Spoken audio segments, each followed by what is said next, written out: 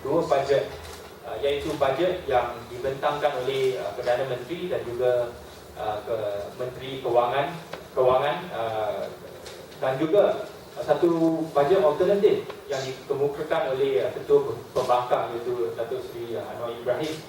Dan ini adalah satu perkembangan di arena politik yang baik, kerana ini menunjukkan bahawa negara kita sedang menuju ke arus sistem politik dua parti, two party system, atau lebih tepat disebut sebagai dua parti, sistem politik dua gabungan ataupun two coalition politics. Kerana Malaysia belum sampai lagi tahap di mana kita boleh ada satu parti pembangkang ataupun parti kerajaan yang hanya ada satu parti saja. Tapi ini mungkin adalah satu realiti yang kita boleh jumpai di masa depan. Tapi sebelum kita boleh memperkukuhkan lagi sistem dua gabungan ini, saya rasa kita mesti mengalami satu perubahan, iaitu perubahan kuasa di Putrajaya, kerana ini adalah salah satu daripada ciri-ciri asas sebuah negara demokrasi, iaitu untuk mengubah kerajaan pusat dengan secara aman. Dan Malaysia belum lagi mengalami satu perubahan kerajaan pusat, walaupun kita telah mengalami perubahan di kerajaan negeri, termasuklah kerajaan negeri di Pulau Pinang, di Kedah, di Selangor dan juga di Perak pada PRU ke-12. Jadi dengan tidak lagi membazir masa, tadi Ketua Menteri Pulau Pinang dan juga Sekretari Jeneral Setiausaha Agong DAP Saudara Lim Wang telah memperkenalkan tiga panelis ini. Saya juga tidak mahu membazirkan terlalu banyak masa untuk memberi perkenalan yang lebih, kerana mereka boleh dikatakan adalah pakar bukan saja dalam segi perbelanjaan ataupun bajet, tapi juga membawa pengalaman dan juga pengetahuan dari bidang yang lain juga, terutamanya di bidang-bidang yang mereka telah bekerja dalam sebelum menyertai bidang politik. Jadi saya akan bermula dengan YB Dr. Siti Maria yang juga ahli Parlimen Kota Raja. Ya, ladies first. YB Dr. Siti Maria telah telah dapat menewaskan calon Barisan Nasional di Kota Raja dengan majoriti hampir 21,000 di PRU ke-12, iaitu majoriti yang kedua tinggi di seluruh negeri Selangor. Dan beliau juga adalah timbalan ketua PAS Muslimat di pusat, di PAS pusat. Jadi saya akan serahkan mic kepada dia untuk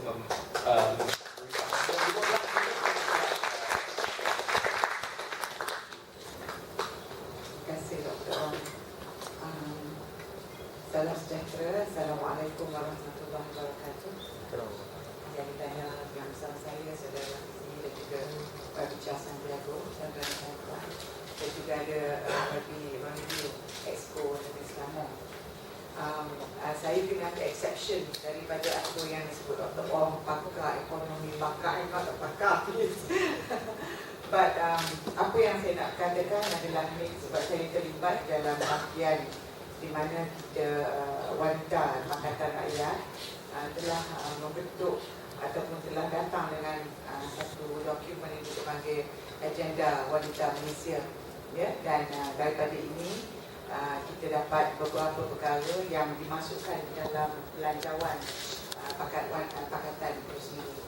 Saya cuma nak sebut di sini bahawa Agenda Wanita Malaysia ini adalah satu macro view, ya.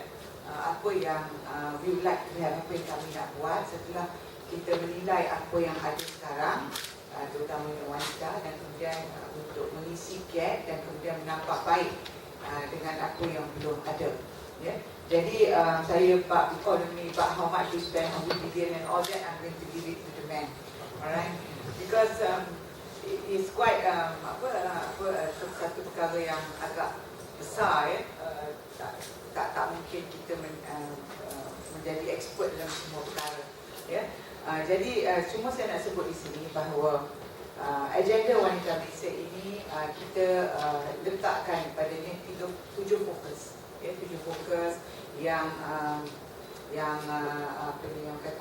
cover pendidikan, kesihatan, hidup berkualiti, lepas tu peluang ekonomi, penglibatan wanita dan ekonomi, kesejahteraan sosial, lepas tu tentang pendemokrasian politik dan penglibatan wanita dan politik, dan juga pemberdayaan undang-undang, penguatkuasaan undang-undang yang melibatkan wanita, dan akhir sekali kita ada spesifik khusus untuk agenda wanita muda ya, yang mana maknanya kita memberi peluang, dan ini idea-idea yang ada ni datang daripada wanita muda ya. So it was idea-idea datang daripada wanita aktivis ya, wanita bekerja ya, dan bila kita melihat bahawa kita kena akui satu perkara, dan wanita di Malaysia tidaklah berada dalam keadaan yang begitu teruk ya. They are quite okay ya, di segi pendidikan. Kita semua tahu bahawa di universiti dan sebagainya 60% daripada wanita daripada penduduk universiti, higher institution 60%. However, when you look at the workforce, wanita is only 46%. Yeah, so jadi there is a discrepancy. Kenapa wanita yang kita katakan berpendidikan tetapi kita masih lagi dalam workforce itu 46%. Di antara perkara yang cabaran yang dihadapi wanita ialah sistem sokongan yang tidak mantap dan tidak memberi peluang kepada wanita untuk progress much further. There appear to be like a ceiling untuk wanita ya, kerana wanita itu sendiri kita bawa pakai banyak topi ya. Jadi bila berhadapan dengan kerjaya, wanita tends to move backwards and let go because family comes first. We are not saying that it's not bad, it's good, yeah, but we have to support women. Jadi itulah sebab apa yang kita ada ni mainly untuk kita memberdayakan wanita, give them support, and the thing is that we want them to be able to contribute more to the country. Yeah? Jadi wanita pun ada banyak peringkat. Kita ada anak muda, kita ada orang yang dah kahwin, orang yang dewasa dan sebagainya. Some people have to leave workforce and then come back later dan sebagainya. So in that consideration we have these 7 tumpuan. Okay. But the most I think kita punya star, selepas kita ada 7 tumpuan itu, kita mengadakan apa kita panggil apa dia perkara yang kita akan buat apabila kita ke Putrajaya, dan kita harap kita dapat establish perkara ini dalam masa 5 tahun. Setengah tu foundations to some of it, but most of it I think we can do it. Okay? But I think the most important thing, because we're talking about wanita berbagai peringkat, kita pertama sekali kita nak mengiktiraf wanita, ya, hormat dan kira respect women for their contribution, especially first we want to bela wanita-wanita daripada kumpulan low social economic group, ya. So jadi kita offer dalam bajet ini ialah apa kita panggil caruman wanita nasional. Now what is it, this caruman wanita nasional? And I think kita dapat respons yang sangat baik, kerana kita memikirkan wanita yang bukan sahaja melahirkan anak tetapi juga menguruskan rumah tangga, ya, dan setengah mereka juga bekerja. Tapi worst off daripada kalangan wanita ada wanita daripada golongan berpendapatan rendah. Dan kita dapati bahawa kebanyakan wanita daripada golongan ini mereka menghadapi cabaran, terutamanya cabaran ekonomi yang sangat hebat. Jadi kita offer caruman wanita nasional pada peringkat mula. We hope semua kita akan adakan itu semua wanita, tetapi because kita bercakap mengenai keuangan, kita nak introduce, kita nak kenalkan kepada kumpulan wanita low socio-economic group di mana pendapatan isi rumah mereka kurang daripada 1,500. Now, we pledge wanita daripada isi rumah begini, 1,500 ke bawah, RM50 from the government, dan maknanya dalam setahun ada RM600. Itu ke mana? Kepada satu dana, dan dana ini, satu tabungan ini, dia mempunyai ciri-ciri yang mengahwinkan KWSP dengan SOCSO, kedua-dua kumpulan wang simpanan pekerja dan juga Perkeso. Kenapa? Kerana kita lihat bahawa kebanyakan wanita, terutama yang tidak bekerja suri rumah, apabila sebarang mereka, orang kata kita kalau kerja ada juga pencen, ada kira biasa, but women they don't have anything, especially from the low socio-economic group, they don't have anything. If anything were to happen to them, should they get divorced or their husband died or they meet with an accident, they have nothing. They have nothing. So the idea of this tabungan is, of course, you have to labor and all that to get back the dividends and all that.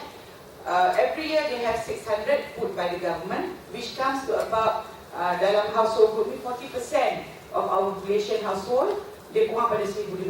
So that means we are going to spend about 3 billion into this. Sama, but we are spending now, this year, with the BRIM 2, government is going to spend about 3 to 4 billion. Sekali habis. Bagi 500 and 2-3 days later it's finished. But this one, we are going to give to the women every year 600. RM50, 600, and if nothing happens to them, they will have the money at the end. Bila anak dah besar ataupun at the age of 55, they have at least about 30,000 with them, maybe more, depending on the dividends. And then kalau anything happen to them, for instance, their husband pass away, your husband comes with a penyakit and cannot work, and so we have a SOCSO like where they have some pencen ilat, whatever it is. From there kita nak work. So this is actually for the benefit, the safety net for low income group. And plus kita juga dalam bajet ini adalah untuk kumpulan juga wanita. You know that you cannot afford, women cannot afford to work. It is a luxury. It is orang kata satu keistimewaan if you tak kerja. If you have the choice not to work, it's good. But most women have to work. So for women who are the income is below 1,000, to go to work, you want to send your children, it costs you 250 per child. At the end of the day, while asal balik hasil, keluar lagi masuk asal, whatever it is. So another sokongan yang kita beri kepada wanita daripada golongan berpendapatan rendah ialah for those people with 1,000 and below. You can be a kamar, you can work in the, you know how much they get? 650, 750 cleaners. So kerajaan akan memberi for every child that's below 12, kerajaan Pakatan Rakyat below 12, 1,000 per year, untuk membantu untuk mereka meletakkan anak-anak mereka di pusat-pusat penjagaan. And of course, one of the big plans that we have is untuk improve pusat-pusat jagaan anak-anak, and we plan to buat mandatory for every pembangunan that we have, buildings, shopping complex, whatever it is, mesti ada pusat penjagaan anak-anak, which is anyway whatever we have to take away, subsidized by the government as well as by the employers. So those are some of our star projects dalam ini, and all in all for this dua penjagaan anak dengan caloman wanita nasional, it will take about 3.96 billion. That is a calculation. Kalau macam mana tukar bidik, so how many and all that, so yang itu kita kena tanya sebab kami bagi this is what we want. The women say this is what we want. You all do the calculation and we have to help these women out. Okay, but we have other things here also. For instance, that we want to wujudkan have a place where we call pusat mikrokredit berpusat. A place where women who wants to do business, who wants to borrow money for their small businesses, do not have to think where to go. Now there's the code, there's Amanah Al-Qiyah, and there's now one Azam, don't know what, so many microcredit schemes. So if you go to this pusat, they tell them what to do. So we are going to help them, government is going to help them to decide which microcredit facility will suit them. They don't have to hunt around, shop around, where they're going to do, but they go to one center and say this is what you need, and the government will help them to get this. So I think I have used up my 15 minutes. Good. Yeah. Okay. So that's it for the introduction for what we want for the weekend.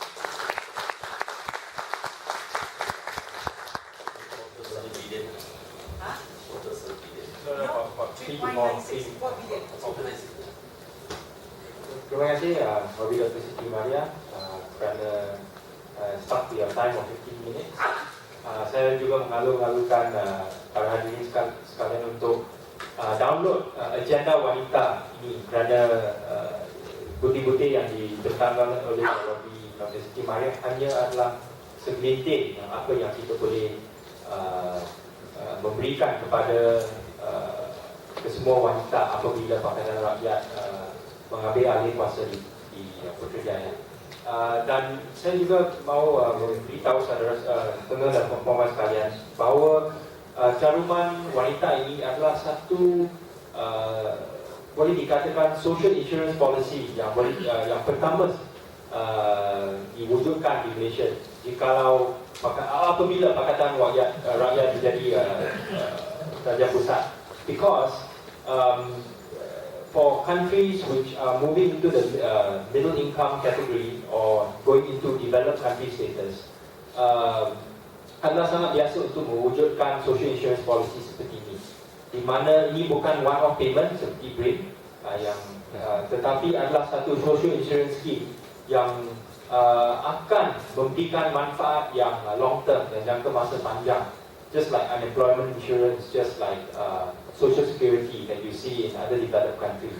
And this is the way in which I think it's important for Pakatan Rakyat to move forward so that we can see ourselves as a high income country that can put in these kinds of social insurance programs for the benefit of all people in Malaysia, especially for those who will need these kinds of programs if they run into problems like when their husbands die early and whatnot. Okay, untuk panelis yang seterusnya, kita menjemput saudara Rafizi Ramli. Saya memang harap bahawa selepas PRU 13 saya boleh memperkenalkan saudara Rafizi dengan gelaran yang berhormat Rafizi Ramli.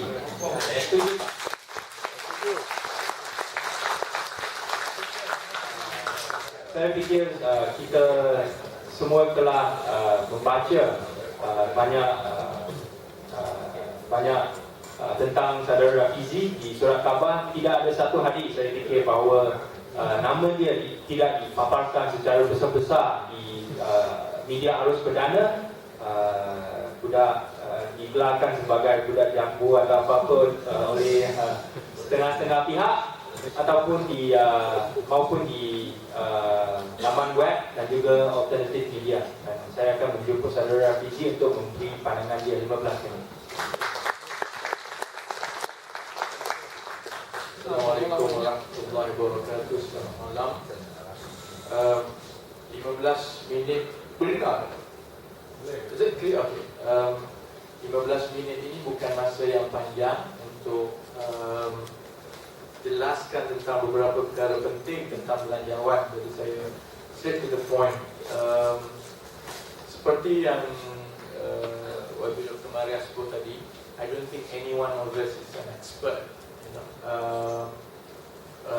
Sebab itu bila Barisan Nasional sekarang menggunakan alasan that Pakatan Rakyat does not have the experience nor the expertise, let me tell you one thing. I didn't have the experience and expertise in cow breeding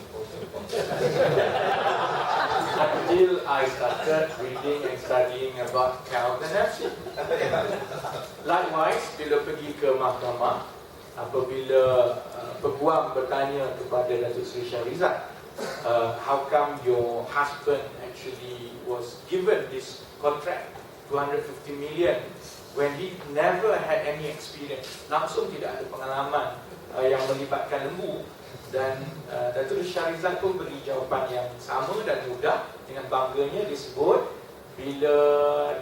bila suami dia dan keluarga dia sudah dapat kontrak itu, maka barulah suami dia ada pengalaman.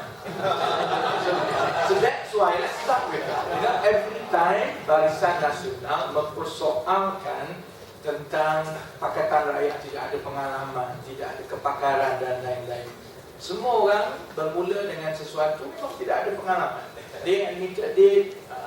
Kita pun tahu, tetapi of course kalau kita bermula with the right step and with the right intention and with the right discipline, sudah tentu kita boleh buat yang jauh lebih baik seperti berbanding dengan contohnya prestasi yang UMNO Barisan Nasional buat sekarang. Dan sebab yang paling utama juga apabila kita membandingkan soal mengendalikan ekonomi negara, the management, especially nowadays in the last few months of Barisan Nasional's rule, you know, this month, next month, the month after, 10 years from now, people will write to reflect the last few months of Barisan Nasional's rule. You know, in this last lap of Barisan Nasional, all you can see hanyalah ialah Barisan Nasional sudah tidak ada apa-apa penyelesaian ataupun idea untuk menangani masalah ekonomi Malaysia yang mereka sendiri bina selama 50 tahun. Tadi saudara Wang Rakyat menyebut dengan baik tentang AES. Sedang sampaikan to the point that even when they want to tackle traffic problem in Malaysia, they still repeat exactly the mistake that they repeat when it comes to managing the whole country. Because instead of tackling the real root cause of the problem, apa yang dibuat hanyalah dia menyediakan beberapa program yang hanya cukup kalau kira macam Panadol. You know, we always say AES ni macam Panadol. It's stopgap measure. What is the real problem kalau contohnya kemalangan di sesuatu tempat? Kalau betul that stretch of road is very dangerous and people need to slow down, the best way for the traffic department, JPJ, police to really get people to slow down is to put as many signboard as possible and to put police there to make sure that orang sampai saja di situ dia tahu dekat sini ramai polis, nak tak nak dia akan slow down. That's how you do it. So that di semua tempat yang berbahaya ini, memang you have strong police presence, signboard semua, that you go above a certain limit kena saman. That's how it is done in other countries. Berbanding dengan yang dibuat oleh Barisan Nasional, dia masih lagi menggunakan pendekatan yang dulu, which is, it's not to prevent people from slowing down. It is to catch people who forget to slow down because they don't know that it's dangerous then. It defeats the purpose. The reason kita adakan kamera dan sebagainya to tell people that this stretch of road is dangerous. And therefore you need as many acknowledgement as possible that you need to slow down, not to fine people. Begitu jugalah dengan cara UMNO Barisan Nasional menangani masalah ekonomi, terutamanya apabila kita kaji belanjawan mereka yang terakhir yang baru-baru dibentangkan baru ini. Kerana tidak ada satu pun pengumuman yang dibuat oleh Datuk Seri Najib itu yang betul-betul menyelesaikan masalah pokok ekonomi negara. What is the real root cause of our economic malaise, especially in the last 15 years? Pertama, yang berhormat Saudara Wang Rakyat sudah sebut tadi soal hutang. Our deficit has ballooned continuously for the last 15 years. At one point in 2009, it even reached 7.4%, which was the highest in Asia. And if you take into account that Malaysia is an oil-rich country, dengan deficit 7.4%, it is actually by far the highest in Asia. Kerana negara lain yang atas daripada kita itu, sebenarnya dia tidak ada minyak. Itu yang pertama. Oleh kerana defisit berterusan selama 15 tahun berturut-turut dan hutang terus menambung, ini menyebabkan sebahagian besar daripada belanja operasi tiap-tiap tahun, the operation expenditure of the government year after year had to grow disproportionately to service the debts.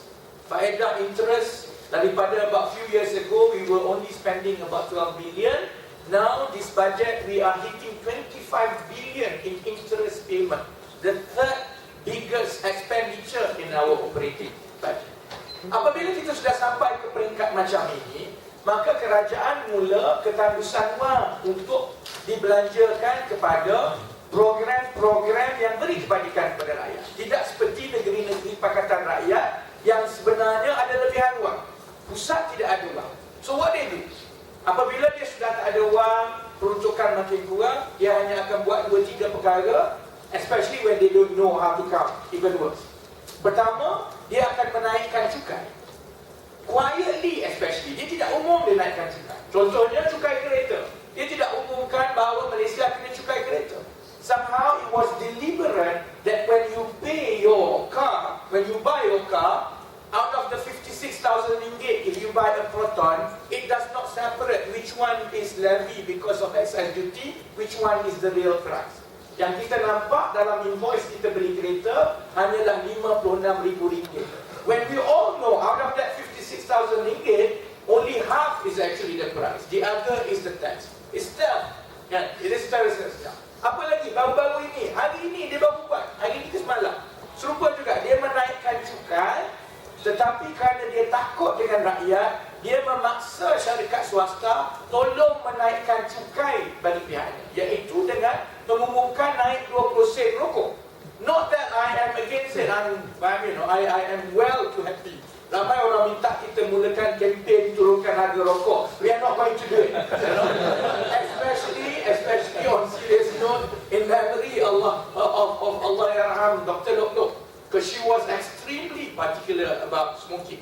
So we're not going to do it. But what I want to criticize is cara UMNO Barisan Nasional mentadbir ekonomi. They need the increase from excise duty on rokok. Dia nak umumkan 12% naik, nanti orang marah. Memang sah kalah dia lah. The smokers of Malaysia will gang up. So what they do is that dia minta supaya syarikat ini naikkan harga rokok, because when harga rokok goes up, of course the duty will also go up. Then of course revenue kerajaan juga akan bertambah.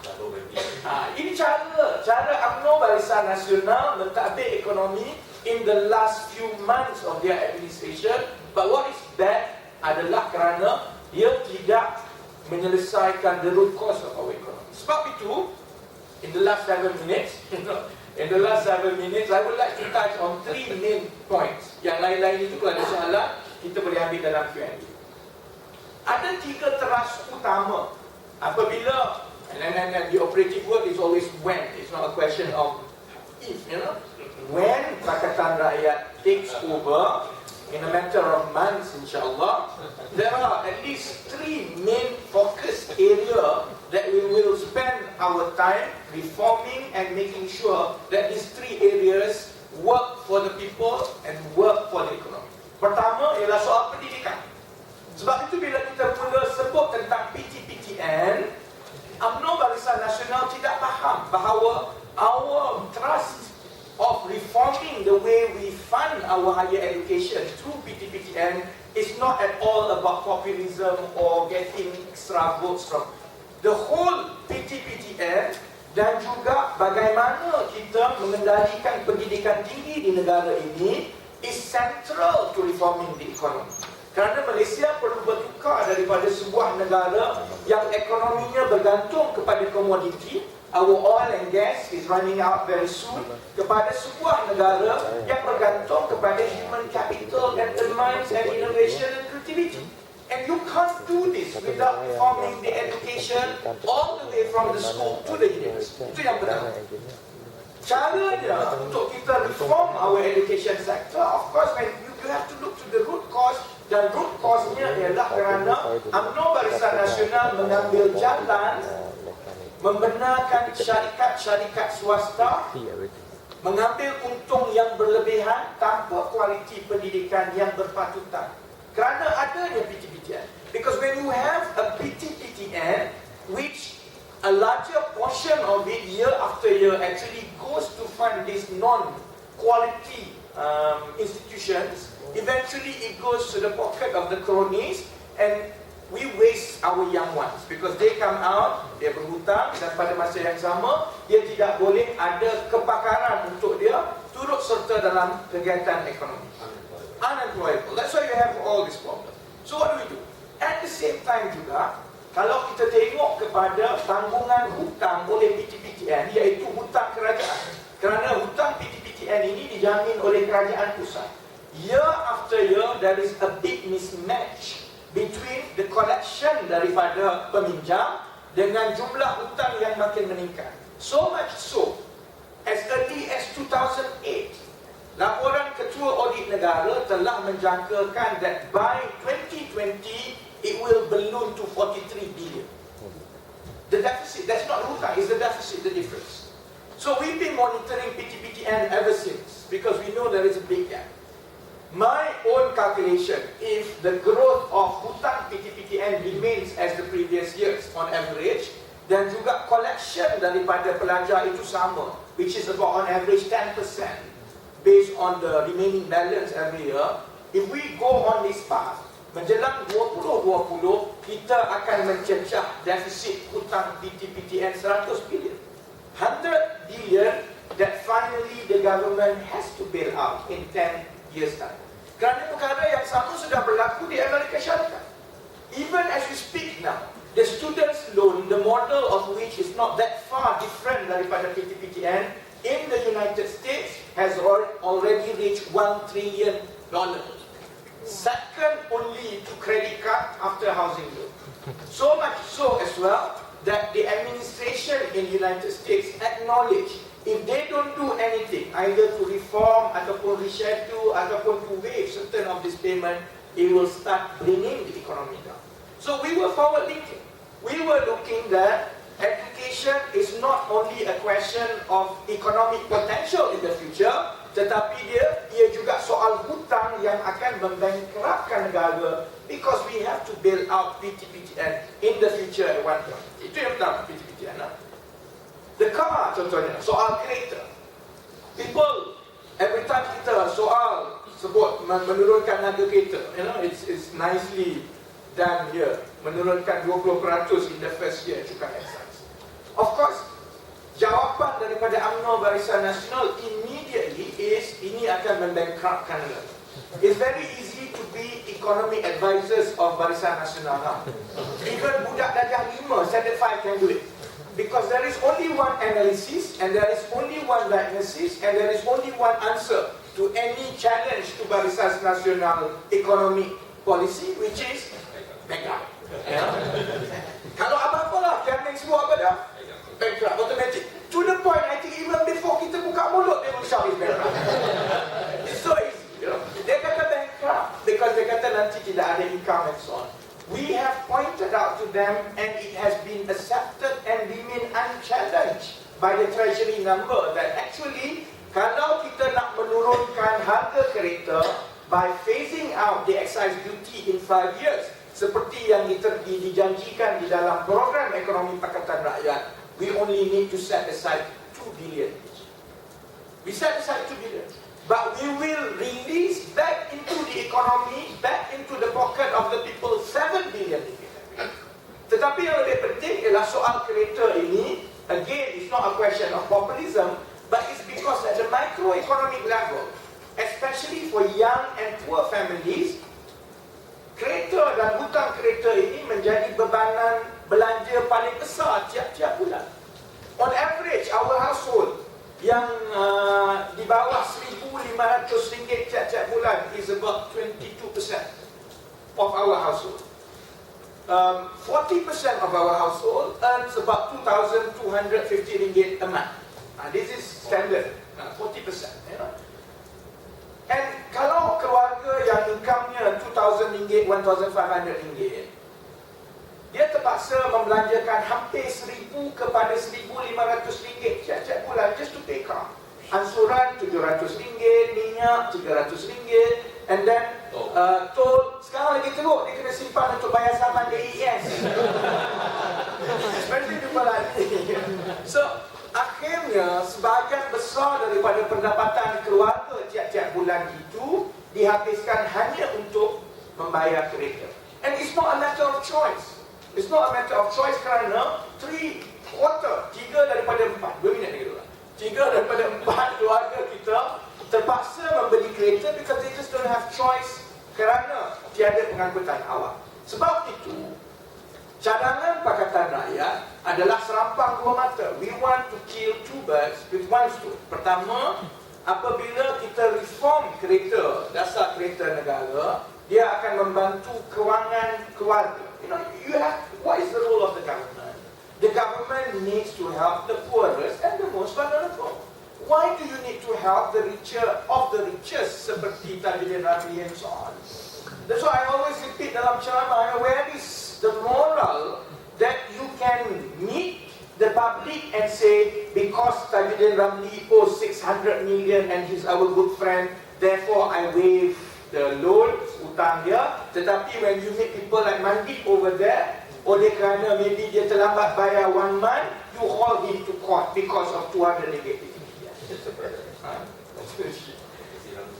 So that's why I think when it comes to dasar kereta, pertama you have to help the poorest and the most vulnerable. And bila kita turunkan excise duty ini, secara automatic it will release back the money into their pocket. But more important, kepada soalan-soalan ataupun kebimbangan bahawa dasar ini akan menyebabkan bertambahnya masalah jam kita, menyebabkan the traffic woes will be worse. I think we have to fall back into a few precedents and data. Pertama, in our history of the last 20-30 years when it comes to car market, there were 2 instances where the prices jumped or went up a bit, ataupun there were a massive change in the market. It was in the 1990s and early 90s as well as 2006. Semasa harga kereta naik melambung tinggi in 1990s dahulu, you do not see bahawa permintaan ataupun pembelian kereta ini turun mendadak.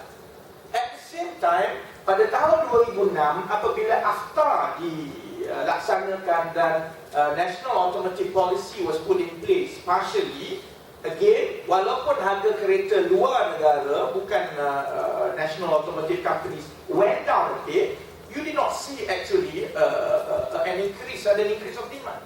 The reason being is because car demand in Malaysia is not that elastic economically. Kerana rakyat terpaksa membeli kereta.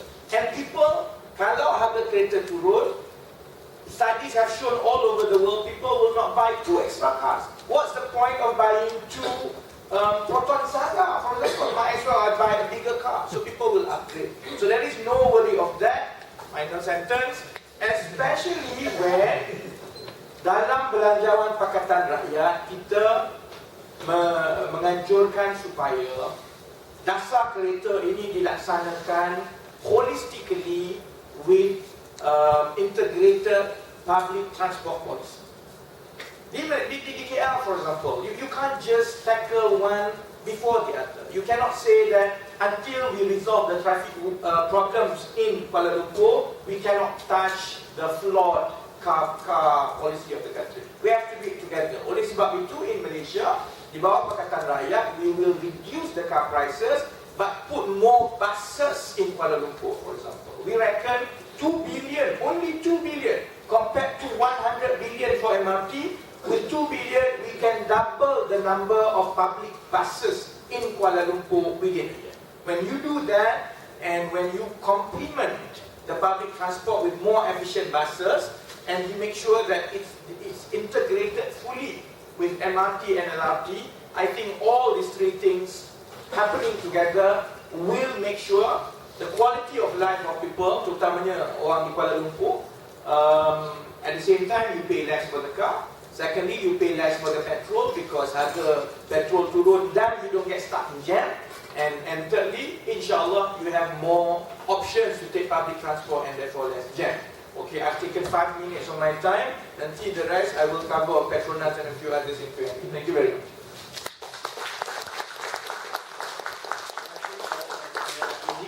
Kerana memberi kita banyak maklumat untuk fikir. Dan saya juga nak menambah bahawa dari segi perbelanjaan, bajet kita dibagikan kepada 2, iaitu perbelanjaan pengurusan ataupun operational expenditure dan juga pembelanjaan pembangunan, iaitu development expenditure. Dan dari segi perbelanjaan, development expenditure ini adalah yang lebih penting kerana apabila kita membina sekolah dan membina jalan raya dan juga hospital yang baru, ini akan menaikkan prestasi ekonomi kita dari segi jangka masa panjang. Tetapi dari segi perbelanjaan pengurusan pembangunan ini, di bajet yang telah dibentangkan oleh Datuk Seri Najib, this has reached the lowest level, kadar yang terendah sekali di Malaysia, iaitu di bawah 20%, 19.8%. And kalau kita mengkaji jumlah development expenditure di Kementerian Pelajaran ini, it has reached the lowest level from 17.9% in 2011 to 5.4% in 2013. Walaupun perbelanjaan oleh Kementerian Pelajaran ini telah dinaikkan 3 bilion, tetapi kebanyakan ini perbelanjaan ini akan diagihkan kepada perbelanjaan pengurusan, which is operational expenditure. So what this means in the long term is that we will have fewer schools, we will have fewer roads, we will have fewer hospitals, which will put the economy in a very bad long-term position for us to grow. So I think that's just something that I want to highlight before I pass on to Charles Santiago. YB Charles Santiago adalah ahli parlimen di Kelang, dan sebelum dia menyertai politik dan juga PAP di PRU ke-12, dia adalah boleh dikatakan orang kuat NGO dan telah melibatkan diri dan memainkan peranan aktif di isu-isu yang berkenaan dengan perdagangan luar negara, international trade, dan juga isu-isu buruh dan isu-isu air. And I think he continues to be active in this role by being the chairperson of the coalition against water privatization. Dan isu ini adalah isu yang sangat penting di negeri, terutamanya di negeri Selangor, kerana kita boleh tengok di bagaimana isu air penswastaan air ini telah menjadi satu contoh yang baik di mana privatization has become privatization, especially by people like the Shannon of Rabas as well as Puncak Niaga. So I want to pass this time to Charles, 15 minutes.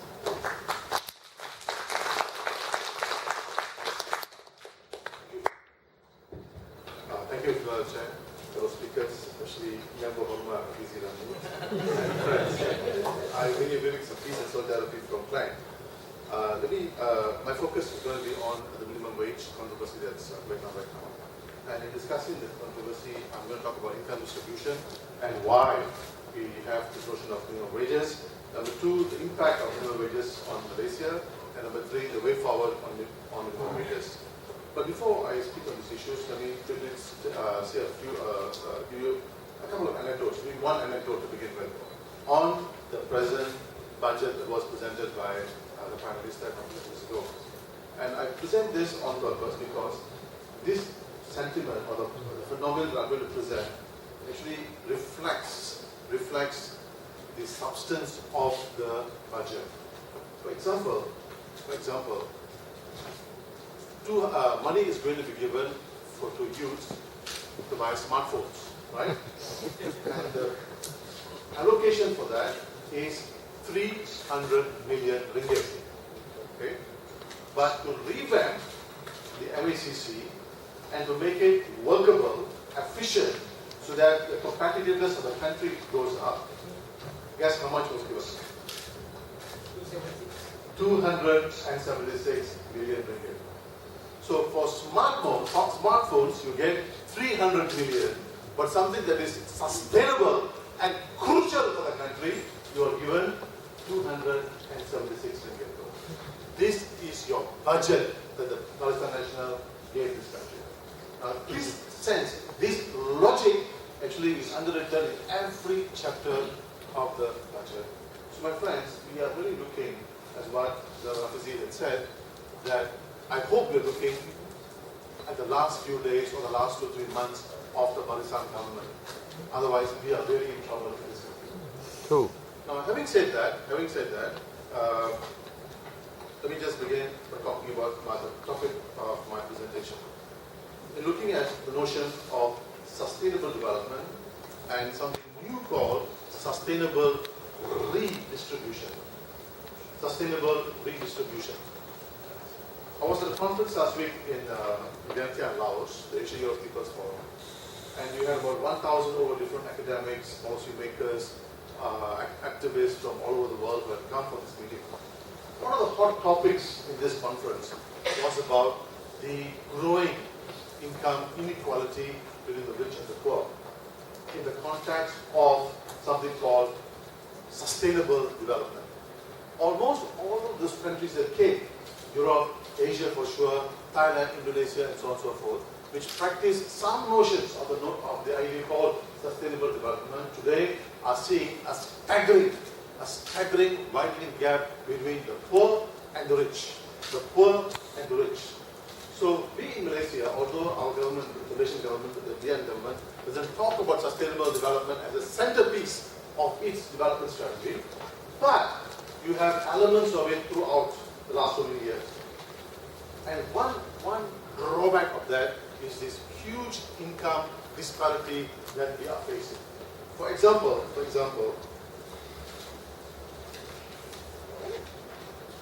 the top 10% in 2009, the top 10% earned something like 34.8%. 34.8%. Whereas the bottom 10% earned something like 1.9%. You see the staggering, what's happening, how the rich have become much more richer and they will become more richer, whereas the poor are only having 1.9% income growth in the economy of Malaysia. So therefore, you're looking at troubled times. You're looking at troubled times. So you're going to have large number of people whose income capacity is very, very, very low. Now this is not good for any country in the world. And definitely not good for Malaysia. Not good for Malaysia. Now, another number to look at is that 34% of Malaysian workers earn less than 700 ringgit per month. 700 ringgit per month. 34%. 34%. Okay? And workers generally, for example, a study done by MTUC, this study was not a scientific study, but a kind of unscientific study. It showed that workers in the electronic sector, furniture, plastics, gloves, and textiles, their basic wage was somewhere between 626 to 650 ringgit. This was the basic salary. Okay? So what we have in front of us is a disaster moment, where workers, the majority of the people in this country, their income essentially drop. However, their productivity has increased. The productivity has increased. For example, I don't know the number here, in the last 10 years, productivity increased by 6.7%. So workers were actually productive, they were producing more, but their income growth the real wage increase was only 2.6%. 2.6%. So this clearly shows that all count at the level of productivity. It means productivity gains. Productivity gains is not going to the worker, but is going to the businessman or the businesswoman. The capitalist. So clearly, we have a problem here of distribution. We have a problem of distribution. This problem has to be addressed. Now, this issue was fought out by the unions for many years and by the opposition parties for many years. For example, you see by William K. Chan's speeches in Parliament before 2008, before 1994, you will see the issue of minimum wages as important and necessary to upgrade the majority, the quality of life of Malaysian families. But today, our government said, as a result of the pressure, we will come out with the wage policy, which is we will have 900 ringgit as minimum wage for Peninsular Malaysia. Okay? Now, 2 days ago, today is Monday, right? Yesterday and the day before, you had a political party which had its assembly, and one of the issues where they were arguing, I'm not sure where the argument came from, arguing that 1,100 proposal by Pakatan Rakyat will lead the country to disaster, bankruptcy, and what is worse, the small and medium industries, a big banner that said, Koya. I saw the papers, in the Chinese papers, right? 2 million people will just Yeah. So they said, oh yeah, ADSME 1,100, but oh yeah, it's it. Okay? Now, this is paranoia. This is paranoia. And it's not based on any logic. It's not based on any logic, it is not based on any thinking. Not based on any thinking. So let's look at the recommendations. Let's look at some of the studies that were done in other countries, which actually showed that with the implementation of minimum wages, not only were there new workers employed, but new business too came into being. So it works. It works both for business, it works for workers, except for MCA again. That's why it's koyak. That's why MCA koyak. Okay. All right, let me give you the numbers. This study was done by the Economic Policy Institute at Massachusetts, and they increased their minimum wage, the US as a minimum wage, from 8 US ringgit, US dollar to 10 US dollars in 2013, this year. Power. This year. Okay?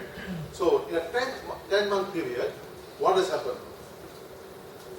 4,500 new jobs were created, and together with that, you had new businesses that were created as a result of that. And you have, for example, the amount of money that came out of the economy as a result of the wage increase was 522 billion. And for example, and also the lowest paid workers, something like 581,000 lowest paid workers in Massachusetts now got a higher wage. So what do you have? One, you pull up the quality of life of people. Number two, you create new jobs as a result of the multiplier effect of the increase in the $2 US. And number two, because there's new demand in the economy, new multiplier effect in the economy which creates new demand, the new demand creates new businesses. So therefore, this is a win-win proposal. When you increase your wages, it's a win-win proposal. Number two, we had another study done by an economist, Berkeley, Jeremy McGruder, who did a study on Indonesia. And his study was done in 1990, and he makes a similar argument. Whereby minimum wages did not increase unemployment. His study says that minimum wages did not increase unemployment, and there were more workers from the informal sector who now joined the formal sector, which actually means now they will get higher wages and so on and so forth. Again, he also underscores the notion that new jobs were created and new businesses were created in Indonesia as a result of the minimum wage policy. Now, the point is that minimum wages helps businesses, helps workers, helps to bring up the quality of life, helps to narrow the income disparity between the poor and the rich. So it does multi-level stuff, it does multi-level uplifting, and it's good for the economy. So the debate is whether it's 900 or 1,100. Remember, the Barisan government refused to push for minimum wages until it became a heavy attack in 2008 elections from the unions and so on and so forth. Under pressure, they increased to 900, they said okay 900. But today, now they're accusing the very people who push for minimum wages as people who are intending to bankrupt the nation and wanting to destroy SMEs. Their proposal is 900 ringgit, and what is wrong with that 900 ringgit? Our proposal is 1,100 ringgit. We go to a worker, Kuala Lumpur, in PJ, in any of the urban centers in Kuala Lumpur, in Malaysia, ask him, what is your basic salary today? He will say, I'm getting about 900 ringgit. About 900 ringgit. So what is the difference between what the worker is getting now and the minimum wage? Nothing. Remember just now I said that workers' productivity increased 6.7% annually, whereas the real wages increased only by 2.6% in the last 10 years. So the point is,